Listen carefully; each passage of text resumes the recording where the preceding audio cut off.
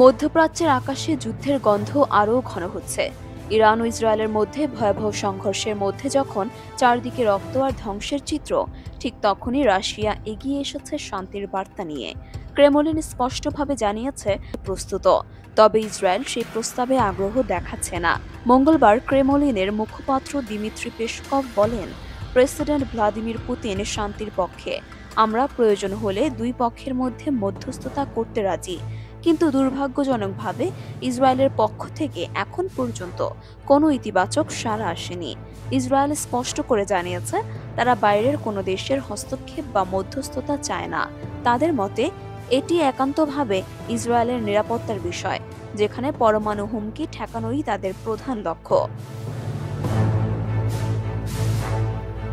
গত শুক্রবার থেকে শুরু হওয়া সংঘাতে ইসরায়েল তেহরান সহ একাধিক ইরানি স্থাপনায় নির্ভুল ড্রোন ও ক্ষেপণাস্ত্র হামলা চালাচ্ছে। লক্ষ্য একটাই, ইরানের পরমাণু সক্ষমতা ধ্বংস করা। কিন্তু তেহরান পাল্টা জবাব দিতে এক মুহূর্তও দেরি করেনি। ইসরায়েলের সামরিক ঘাঁটি, রাডার সিস্টেম এবং সরকারি স্থাপনাগুলোতে ইরান একের পর এক পাল্টা হামলা চালাচ্ছে।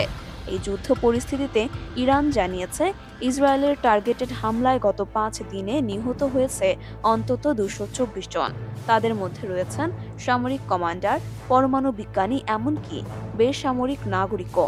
তবে হতাহতের এই সংখ্যা এখনও বাড়ছে, আর তেহরান জানিয়েছে এটি ছিল কেবল শুরু। অন্যদিকে ইসরায়েলও বলছে, ইরানের পাল্টা আঘাত তাদের অন্তত 24 জন নাগরিককে নিহত করেছে এবং শত শত লোককে আহত করেছে। প্রধানমন্ত্রী নেতানিয়াহুর দপ্তর থেকে সরাসরি এই তথ্য জানানো হয়েছে। এই অবস্থায় রাশিয়ার পক্ষ থেকে শান্তির আহ্বান এলেও পশ্চিমা বিশ্বের অনেকেই সেটিকে বিশ্বাসযোগ্য মনে করছেন না। ফ্রান্সের প্রেসিডেন্ট ইমানুয়েল ম্যাক্রো বলেন, ইউক্রেনে যে দেশ পূর্ণমাত্রার হামলা চালাচ্ছে তারা এখন শান্তির মধ্যস্থতা করতে আসছে, এটি গ্রহণযোগ্য নয়। তবে আন্তর্জাতিক পর্যবেক্ষকরা বলছেন, রাশিয়ার ভূ রাজনৈতিক অবস্থান এবং ইরান ও ইসরায়েলের উভয়ের সঙ্গে কৌশলগত সম্পর্ক থাকায় মস্কো এই মুহূর্তে অন্যতম প্রভাবশালী পক্ষ হিসেবে আবির্ভূত হয়েছে। বিশ্বজুড়ে উদ্বেগ ছড়িয়ে পড়েছে, এই লড়াই যদি সরাসরি যুদ্ধের দিকে গড়ায় তবে তাতে শুধু মধ্যপ্রাচ্য নয়, পুরো বিশ্বেই নতুন সংকটে জড়িয়ে পড়বে। পরমাণু হুমকি, তেল সরবরাহে বিঘ্ন এবং মানবিক বিপর্যয়, সব মিলিয়ে এই সংঘাত ক্রমেই ভয়ঙ্কর রূপ নিচ্ছে। এখন প্রশ্ন একটাই, ইসরায়েল কি শেষ পর্যন্ত মধ্যস্থতায় আসবে, নাকি আগুনে ঘি ঢেলে আরও ধ্বংসের পথে হাঁটবে বিশ্ব?